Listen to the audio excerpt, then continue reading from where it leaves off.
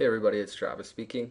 In our last video we took a look at different ways of selecting geometry and manipulating your objects in your model, and just some different tools and tips to use as you're getting further along with 3ds Max. Today I want to take a look at selecting at a sub-object level. So what we're going to use for that is an EditPoly modifier. One of the things that you're going to want to do to use this EditPoly modifier is to have your objects showing the edges. Right now we've got these faceted edges showing, and if you don't see those, try hitting your F4 button. And what F4 will do is toggle from smooth to shaded with edges. And so now you can see that we've got a cylinder here and a sphere, a cone, and what I'm going to do is create another cylinder for us to work on.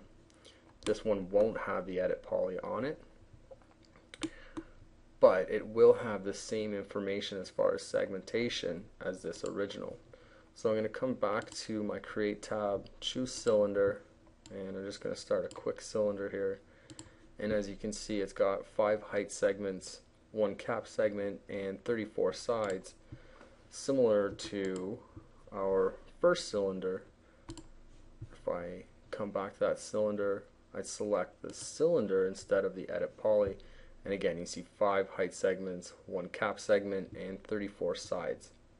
I can change these at any time. If I don't need quite as much information, I can make this way less smooth, and as I turn these down you start to see it take on a more I guess straight edges. That's what you see.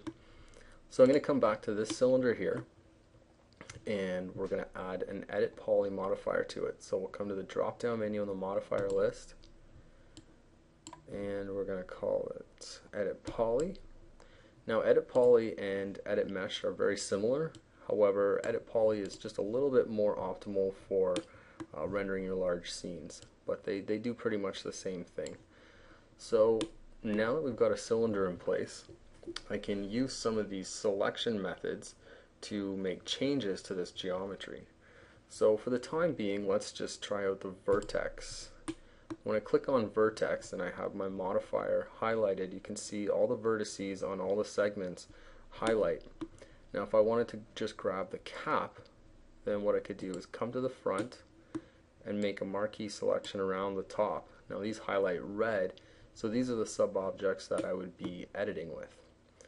So now if I wanted to move those to the side, I could select my move tool and start to shift those over just a little bit. Now I could come to the other side and take a elevation look and grab these ones here and do that same thing. I could move those over. So now we're getting a sort of a wobble effect to this cylinder just by grabbing the different levels. You can also grab different tools from the EditPoly, like the edge command. There's one for polygon and elements. So the element is the entire object, and this one here, the polygon, is nice because all your segments now you can just select them one by one, and if you want to move these out and get a little bit different effect at the bottom, you can do that as well. So one way to go about making these changes is to either change the amount of segments if you want to affect a larger area, which you can do by simply accessing the cylinder, and then it's going to say the modifier exists in the stack. So if we change the cylinder properties, it's going to change our EditPoly properties as well. I'm going to say yes, and it's going to bring it back to what we had before, and I'm just going to change the number of sides back to maybe 16. And when I go back to my poly, you'll see that it brings back those changes, but in a less dynamic way. They're making the changes in a larger facet, essentially.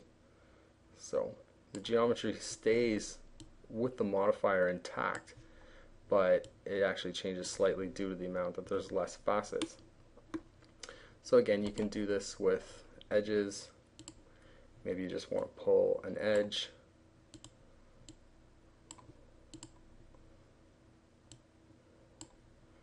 Now there's other things that you can actually do with the EditPoly as well. If I go to, say, the polygon and I just choose the cap, now everything that I'm affecting is just this top surface. So I might want to extrude that. I can come up to the secondary commands for the edit polygons and hit this little button here for settings, and it's going to give me an amount to extrude, so I can increase that or decrease that, and you'll see that it gives a bit of a shell. So I'm just going to increase it, hit the check mark, and it makes that change.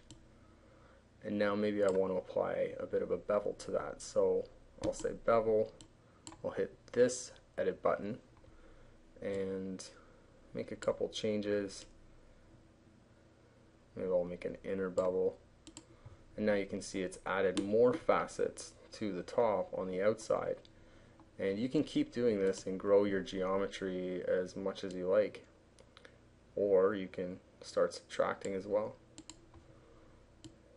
So whenever you get the shape that you're after, you can uncheck the tool, take off the edges, and get a look at what you're seeing. So right now, obviously this isn't very smooth, but if we went back to the cylinder and change the amount of sides, we're going to get a little bit different geometry than what you've seen. So it's important to take into consideration what you're dealing with when you're changing objects in the stack, because at any time you could add another modifier on top of this, and it could add a whole other dimension to how this geometry looks.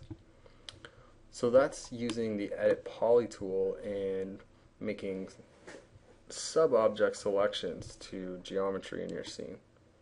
Thanks for watching. We'll talk to you soon.